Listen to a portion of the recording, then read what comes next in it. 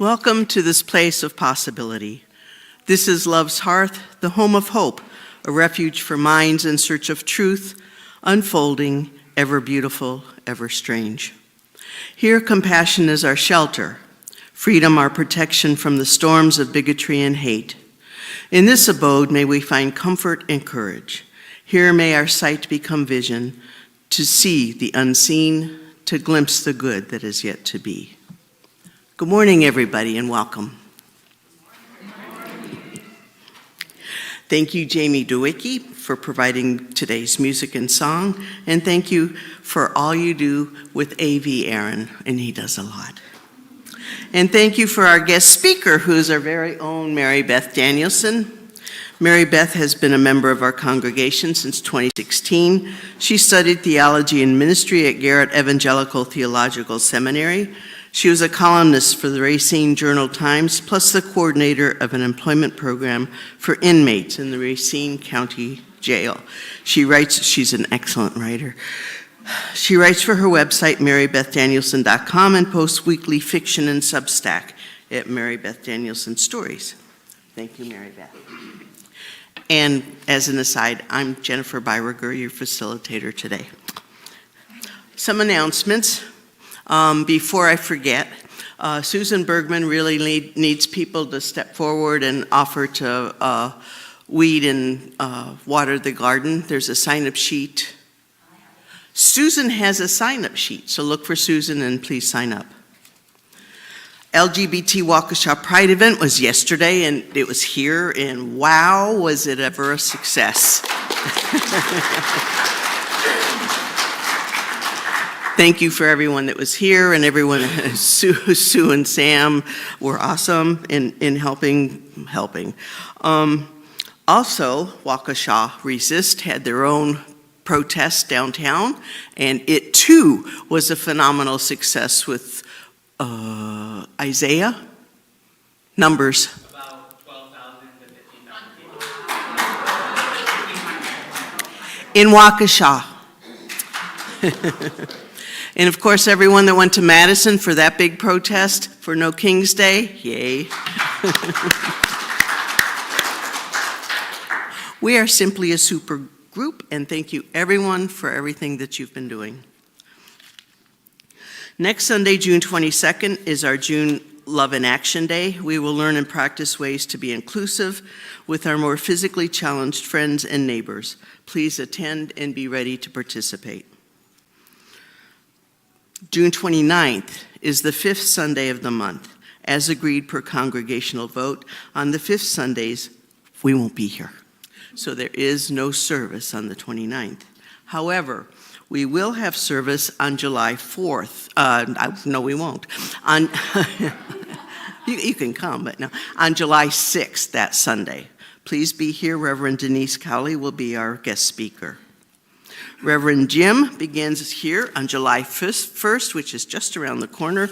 He'll be here 2 Tuesdays in July. It's still summer, so it'll be a little scattered schedule, but watch your emails for further dates and announcements with that.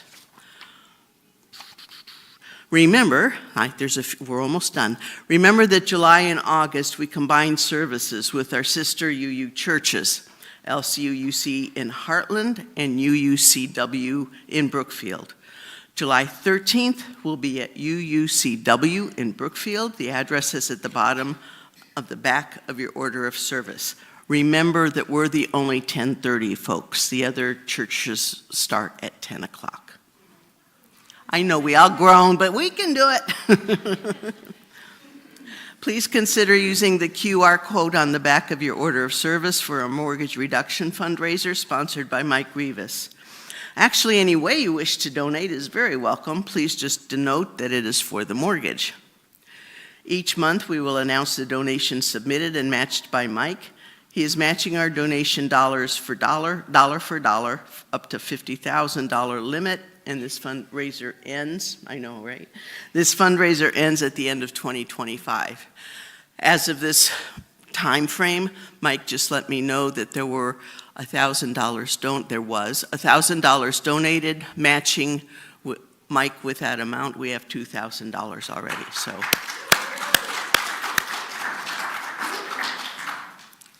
And now, please center yourselves as we begin our worship service.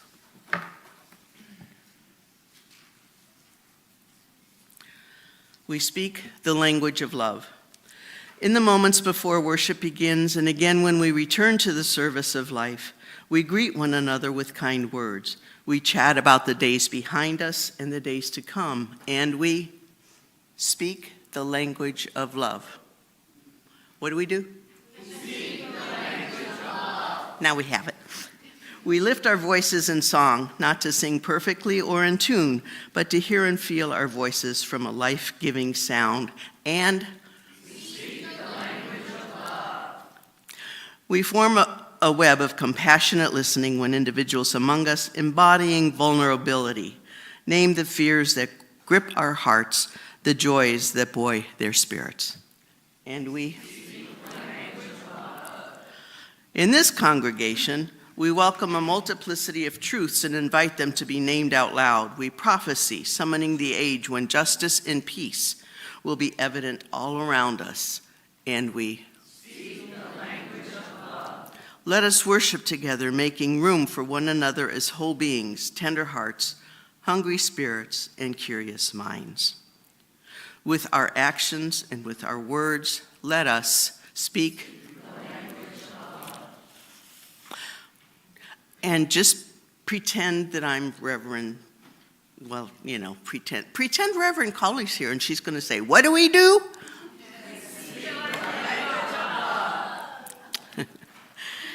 And now everybody, please join in the words on the wall as we light our chalice. We light this chalice for our children and youth and for us, celebrating the flame of faith lit in each of us, honoring the light each of us brings into the world, rejoicing in the community we create together.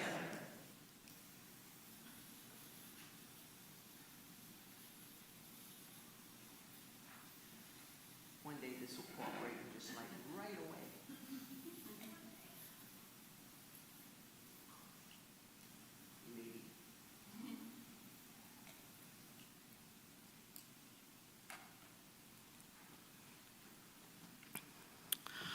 And now, will Aaron and Hannah Loy and Susan Bergman please come forward?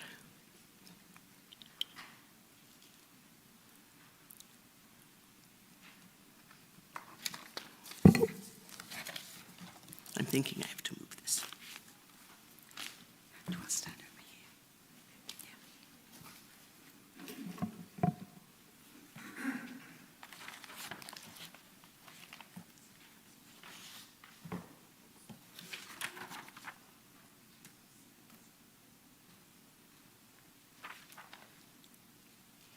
It is a joy to welcome Aaron and Hannah into our community of membership and hope. Will you work with us, sharing the joys and responsibilities of membership? We will. Members of United Unitarian Universalist Congregation, will you welcome Aaron and Hannah into our congregation? Will you reach out to them in community, open to their unique gifts and perspectives, remembering that we were once new members ourselves? Yes. Aaron and Hannah, becoming a member of this congregation is an important step. It's an important step.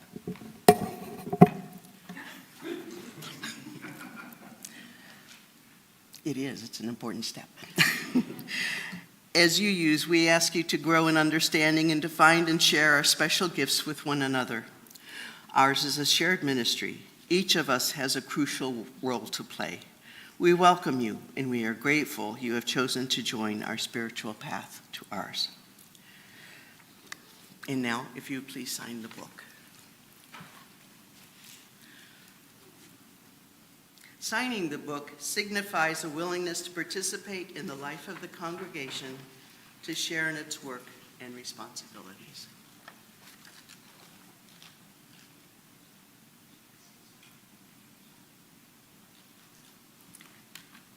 Aaron and Hannah, we offer you a flower as a symbol of the unique gifts you bring to our congregation and of the gifts we hope you receive from us in return.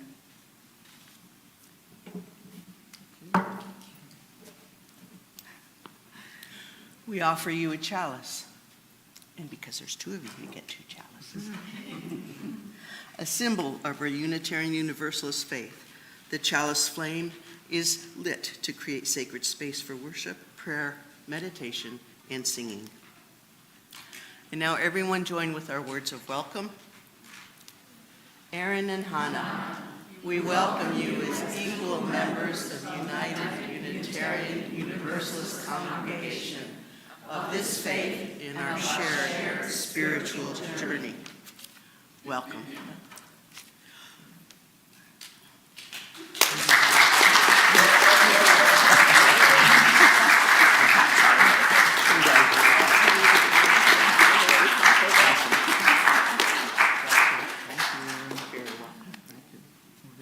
We're good. You're very good.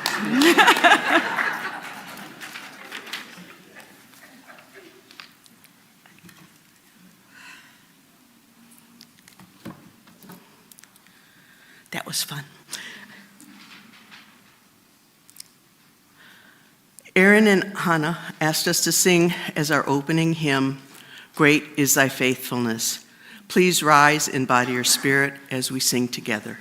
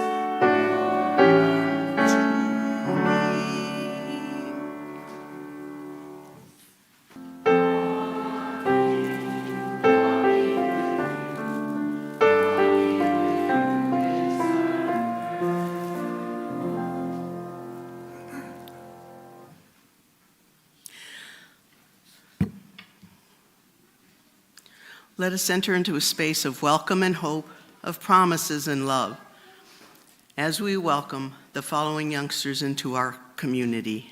They'll be here in a minute. I invite Zoe, Sapphira, and Victoria and their parents to come forward. Here they come.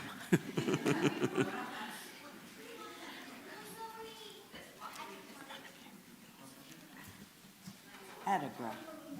She can go over there. Go where she's happy.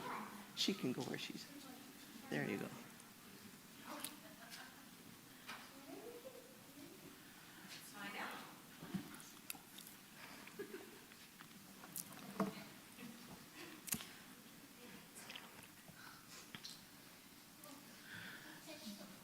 Zoe Fakar, Sapphira Loy, and Victoria Loy.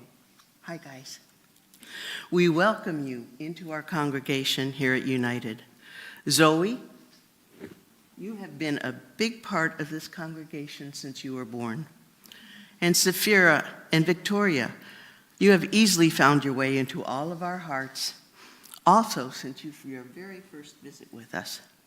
This is a formal welcome to you all, today and moving forward. We celebrate the wonder and sacredness of your lives and the love that has always and will always hold you. What did you say? What did I say? Did I say? You're just saying the name was written wrong on the slide. That's okay. It is. I checked it. I fixed it everywhere except I'm sorry. Her name is spelled Sapphira.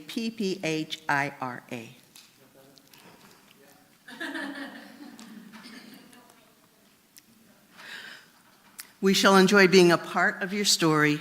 May the loving spirit of this congregation be with you as you grow in body, mind, and spirit.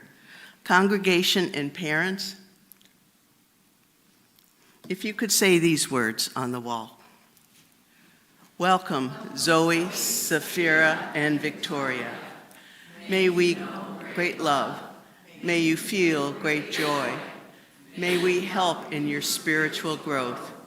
This community will always be a part of you, and you will always have a home with us.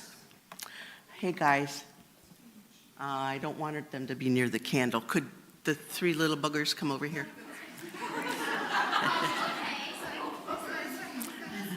Three young people.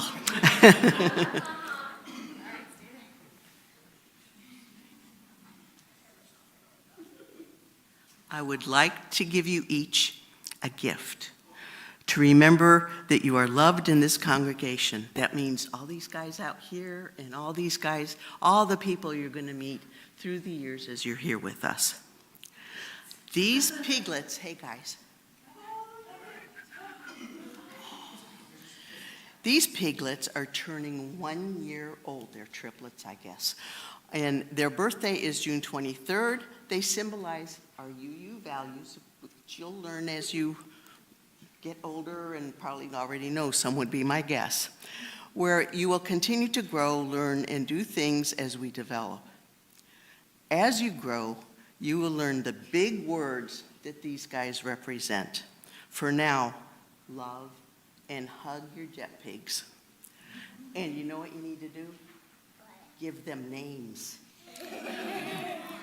They're here to remind you to be kind to yourself and others, and that love surrounds you and everybody. The jet pigs, see these flying helmets they have? They help them fly all over spreading love. Okay? So, Victoria, this is your little, or grown, this is your little piglet. Zoe, hi, here's your little character. And guess who this is? That's right. And one more thing, guys. I'm sorry? Okay, well, you can talk.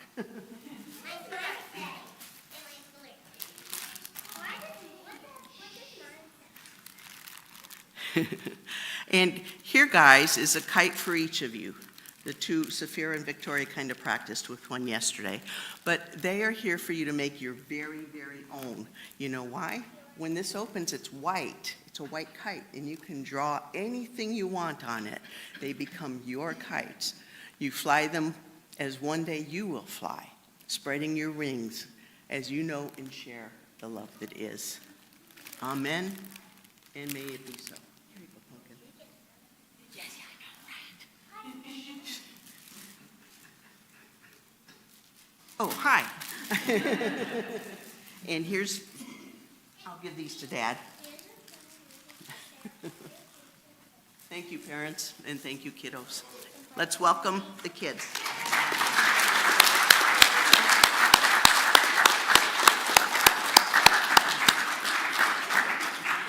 Let's send forth the children as we sing them out with Go Lift It Up.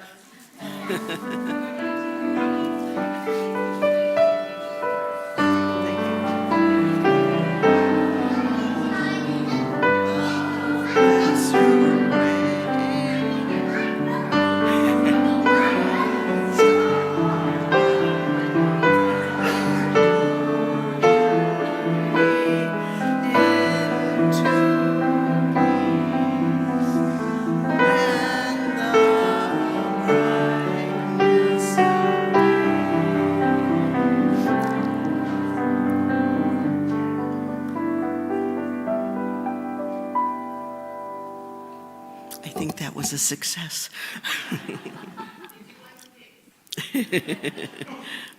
We will now collect our offering.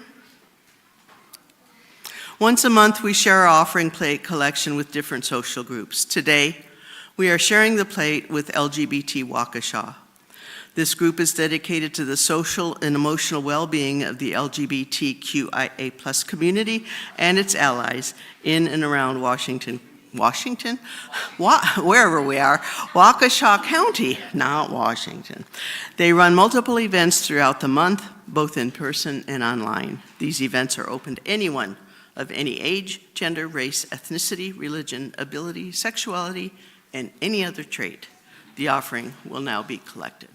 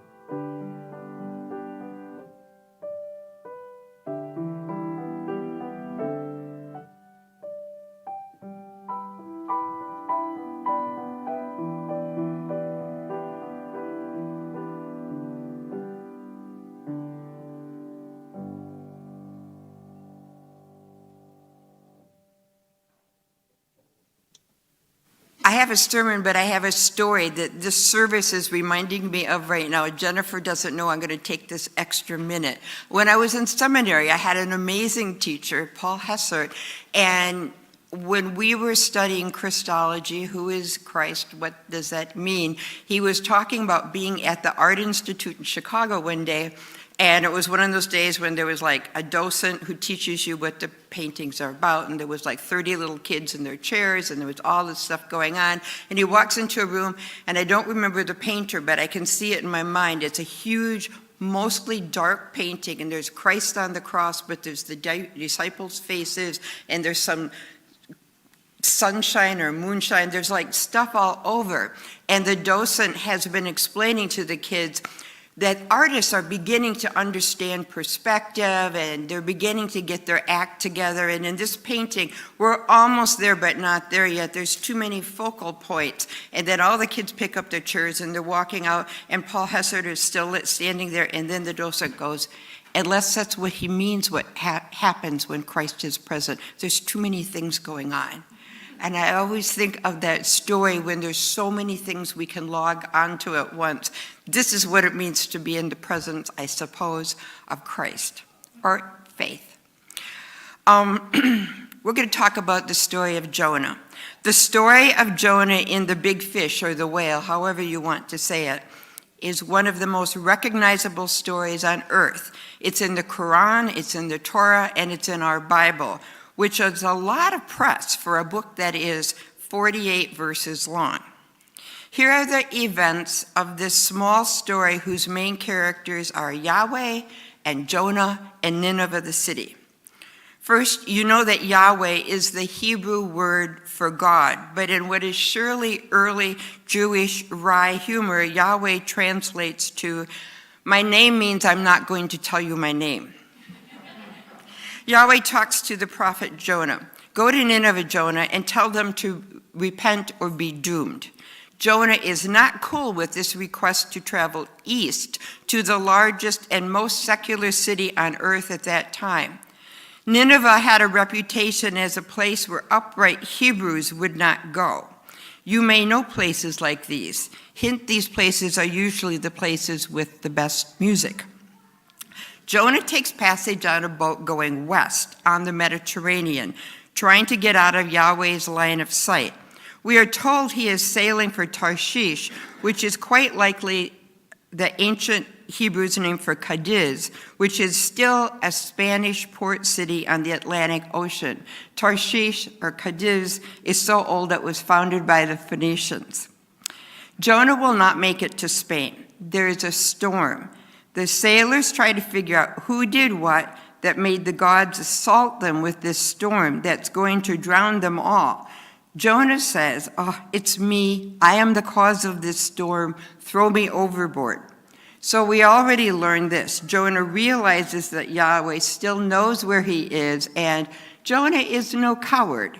He claims to be the problem, understanding this is likely his death sentence. The sailors, nice guys, don't want to doom Jonah, so they try to row the boat to shore. Maybe this is where we get Michael row the boat to shore. They can't do it, so eventually they toss Jonah into the sea, and whoa, the storm stops.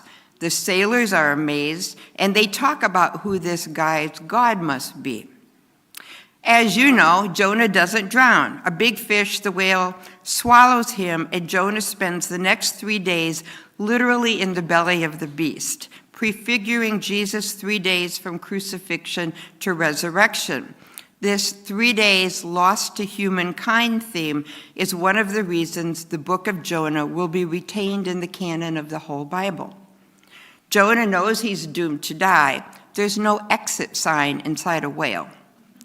He considers where he's been, what was asked of him, and how he failed.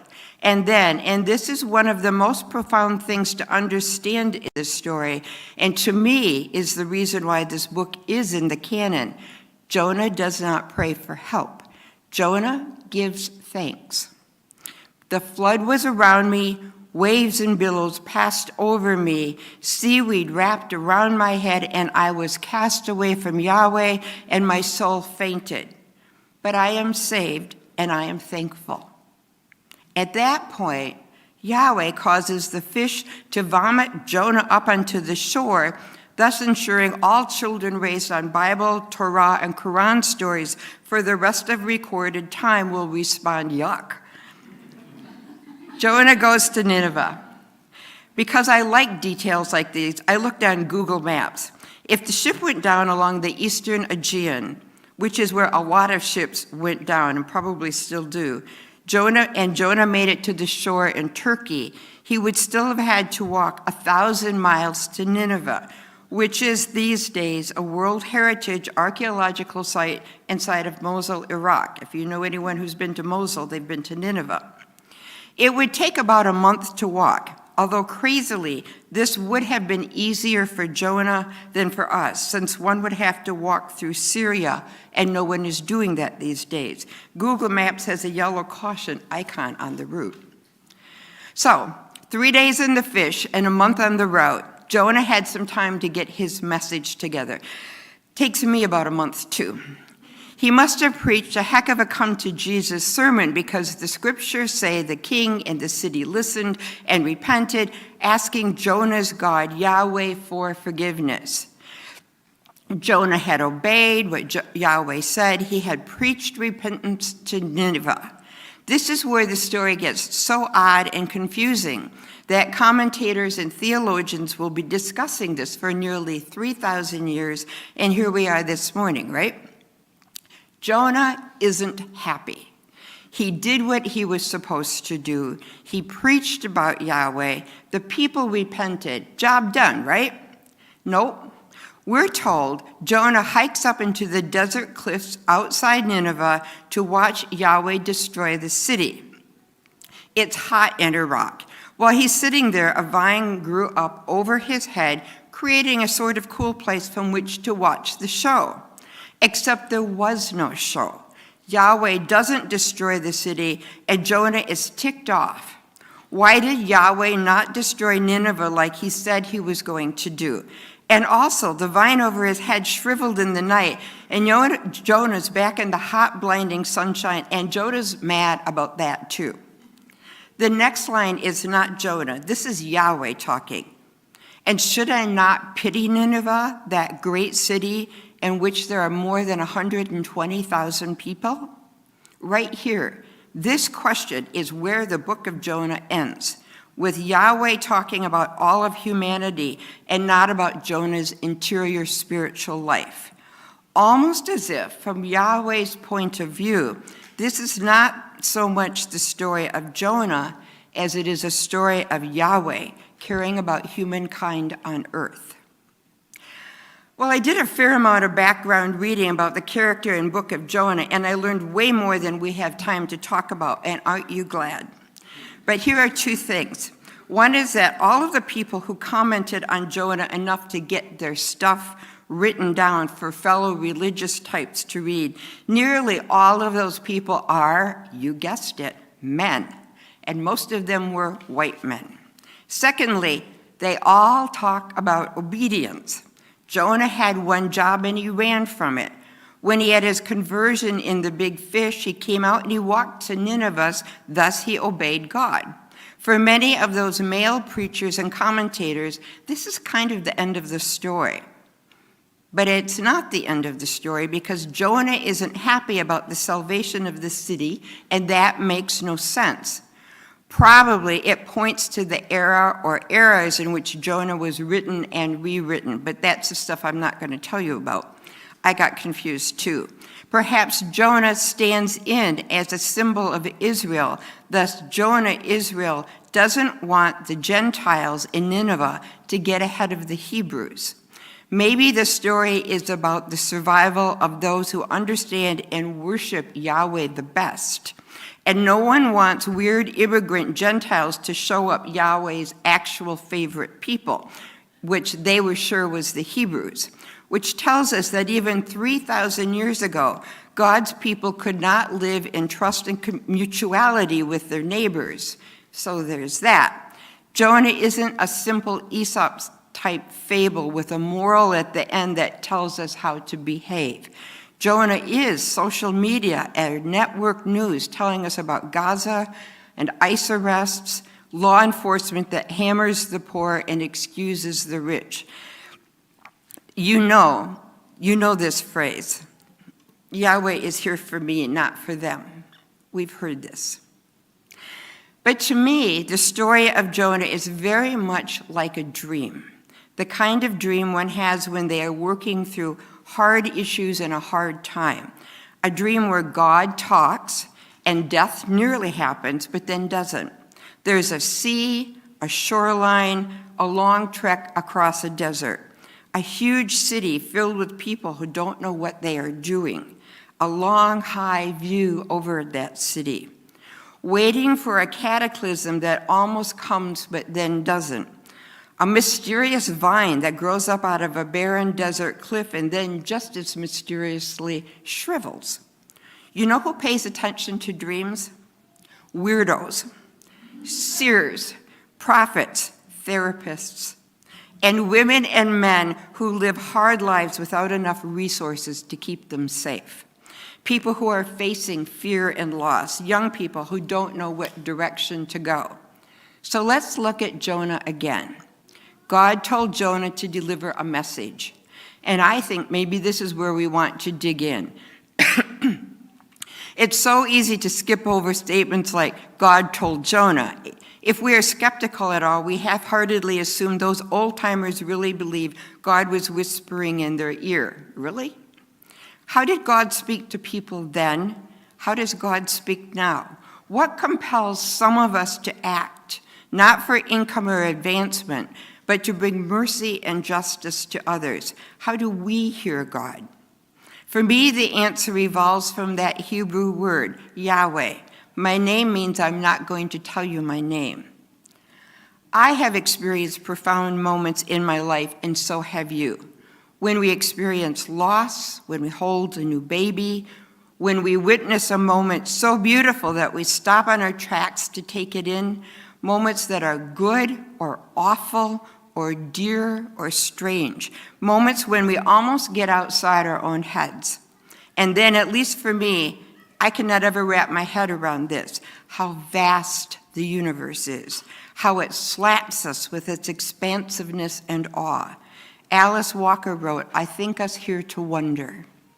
Seeing northern lights or shooting stars or an eclipse, hearing wolves howl, the Fox River flooding its banks in a wild spring week, that photo from the Voyager 1 spacecraft of the pale blue dot, our Earth seen from 4 billion miles away. My name means I'm not going to tell you my name. Yahweh is not a name. Yahweh is when we wake up and respond into our lives, when we remember and understand and feel that we are here for something more than tidy living and to-do lists, when we see and feel respect and empathy for fellow humans who are struggling, when Yahweh isn't a name, but what happens in us that wakes us up to justice and compassion. Of course, sometimes we become weary or cynical or so overwhelmed we run away or fall asleep or sign up for a 14-week course on how to tie shoelaces. We just want to sail to Spain. Next thing we know, we're in our whales again. Jonah sat and thought inside that whale until he circled down to what he felt the most, thankfulness. And our worst moments, thankfulness centers us and brings us back to Yahweh. The awareness of what we have been given and what we still have to share. So we turn around, and that's where the journey of work of grace resumes. So what are we to do with that cryptic last section of Jonah? Jonah does what he came to do. He preached, he shared, he gave what he could, and the people listened and they changed. He was supposed to feel super happy and filled with satisfaction, right? Do we know this moment? We did a big project. We accomplished more than anyone had any right to expect, but the city is still crowded with need, hunger, and injustice. There was the brief respite of a leafy vine growing over our heads while we waited for our accolades and for those, you fill in the blank here, those people whom we do not esteem. We wait for them to get their comeuppance, and nothing happens. That's when we wake from our Jonah's dream and from our own, because the story isn't over, because the story is never over. Life on earth is still gorgeous and hard, and we are still flinging through a universe too big to comprehend. Maybe like Jonah, we stop longing for the Tom Cruise Technicolor end that would justify us. Maybe we get a cup of coffee, put our sandals back on, and walk into Nineveh to join the protests and send money to World Central Kitchen and call our congresspeople and put some banned books in the neighborhood little library and set out kibble for feral cats. Because in the small and large acts of justice and compassion that we know we are called into, whether it's to risk our lives for others or to encourage a kid learning to ride a bike, we recognize the presence of Yahweh who hovers over and in us.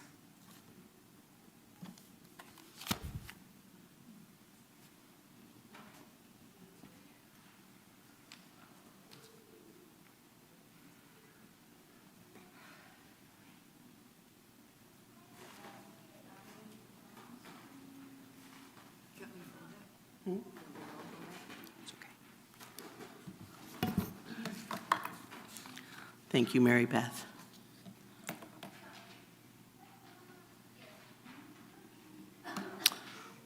Well, wow, you were paying attention.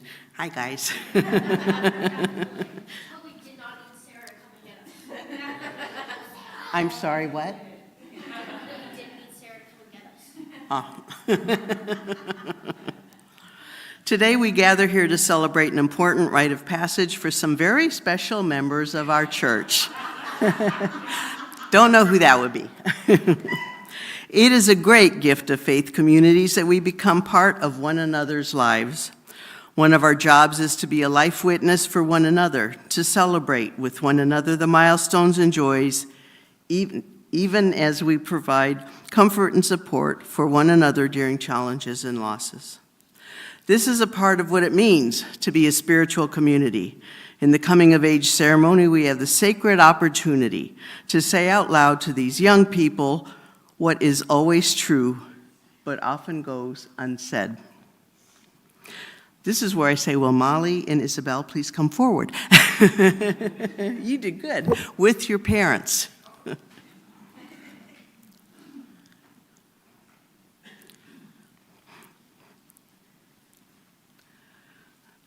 We're working Sarah and Gilles today. Today we are recognizing two very special young people in our spiritual community. These two have faith in themselves, faith in each other, and faith in us to help them continue their journey along paths to spiritual growth.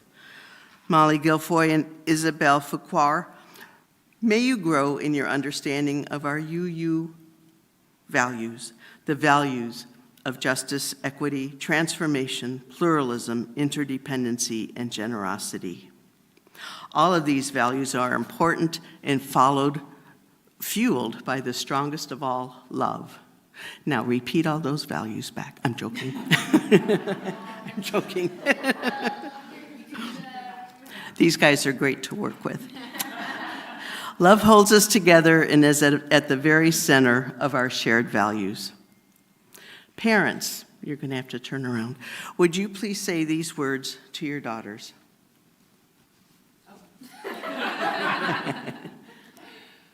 We give thanks for the unique gift that is you, and we delight in who you are becoming. We are grateful to have been here for your beginning. We celebrate this milestone on your journey, and we look forward to your future. We offer you our love and support at each step of your journey, and we bless your path of spiritual discovery.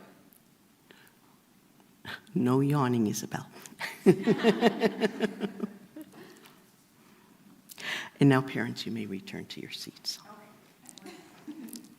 Isabel and Molly, as you grow forward, your parents and their love will continue to be a guiding force.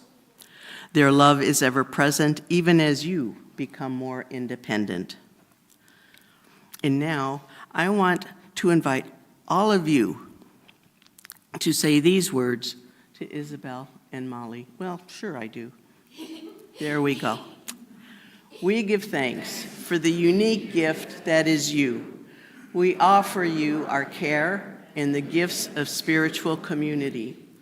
We want to partner with you in making this world a more loving and just place for future generations.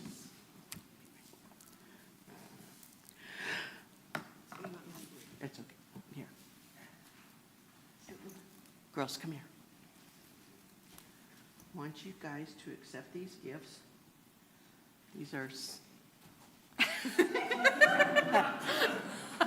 Everybody can see her from me, That's but it. Oh, I got it. like, yeah. What is this? It's a chalice. Okay.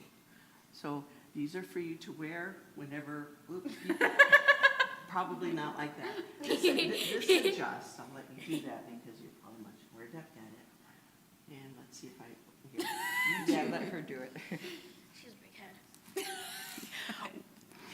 These gifts are physical gifts to remind you of your spiritual home here at United. We give thanks for Molly and Isabel and for young people everywhere who embody our hopes and our future. Isabel and Molly, know that we care for you and are here for you as a spiritual community. Take advantage of the collective wisdom contained within this religious community. This is one of the havens in your busy lives where you can know that there are many kindred spirits who wish you well in life and who love you unconditionally. We honor the paths of Molly and Isabel, who are entering their tween, soon-to-be teen years. Good luck, folks.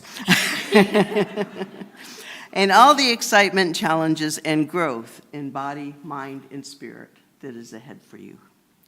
May each of you travel your path authentically and with the blessing of beloved community.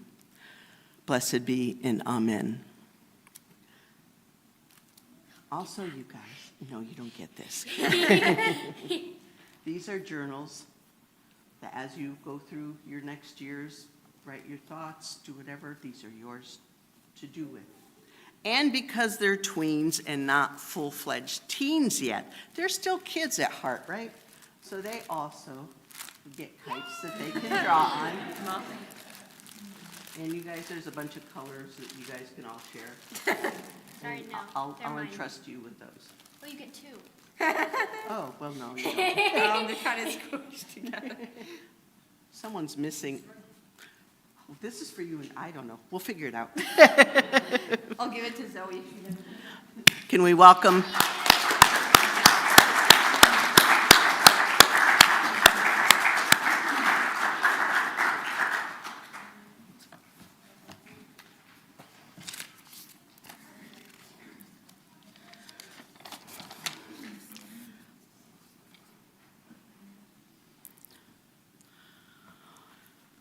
On Father's Day,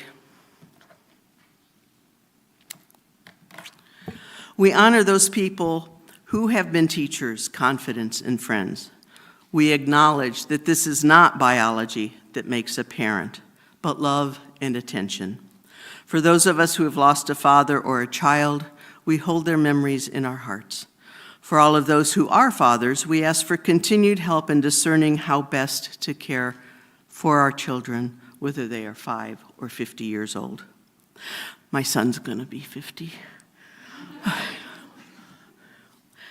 May the strands of relationship between ourselves and all of creation grow ever stronger. May all of us, no matter what our place in the cycle of life, experience nurture and love, and may we pass on that love to those who we encounter on our paths. So may it be. Amen. This prayer is on the back of your order of service. And now, our closing hymn is Blue Boat Home. It's a popular hymn often sung in UU congregations where it serves as a reminder of our interconnectedness and shared humanity. For all those who are new to Blue Boat Home, this is a really great UU song. Please rise and body your spirit as we sing hymn number 1064.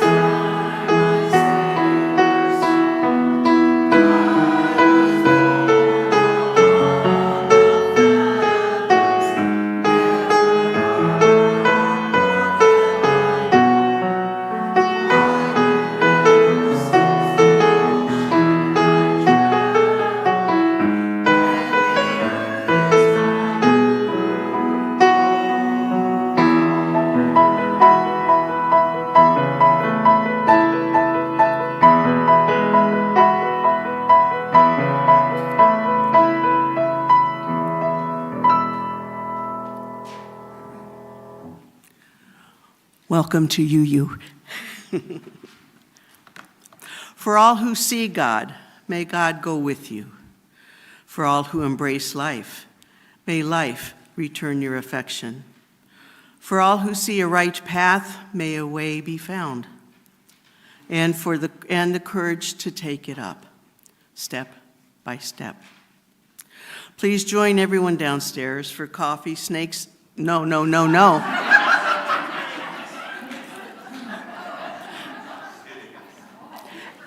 Editorial comment. I don't do those. My son got one. Pam loves them, so she gets to visit at Nathan's. Anyway, for coffee, snacks, and conversation immediately after Jamie's postlude.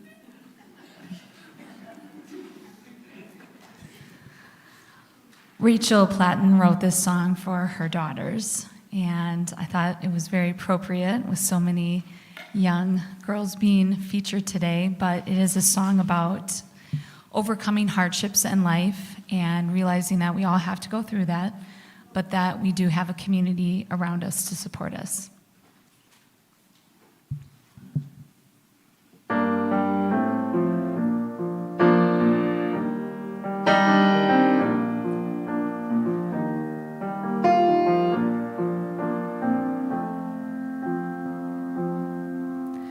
Hope you always know your worth, though I know that life can hurt.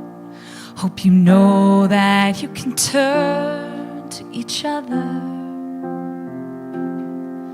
Hope you learn to trust your voice, make mistakes and make some noise. Hope you never lose your joy or your hunger.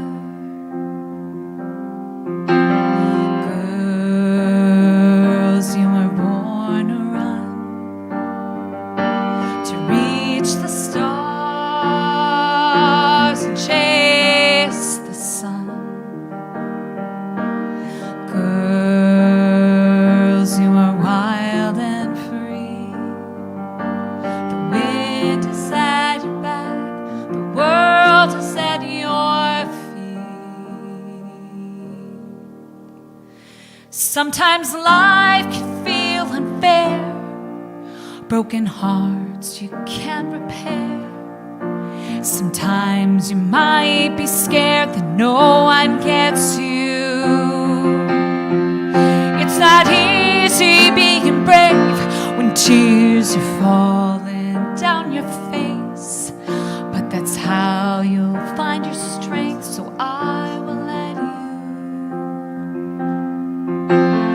Girls, you were born to run, to reach the stars and chase the sun. Girls, you are wild and free. The wind is at your back, the world is at your feet. Sometimes friends might turn their backs, falling leaves might hide your path. You'll try hard, might come in last, yeah, but just around the corner. You'll move mountains, you'll make waves, you'll be fearless, you'll be brave. There'll be nothing you can't face.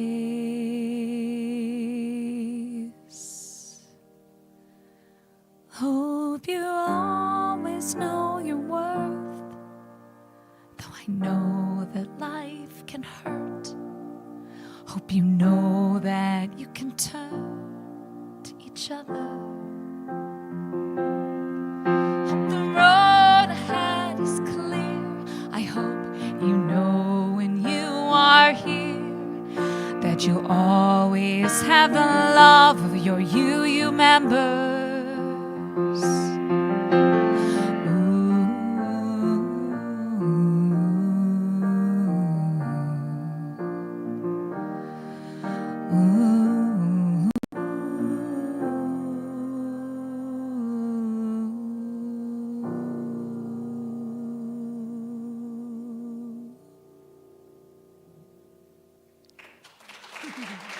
Thank you.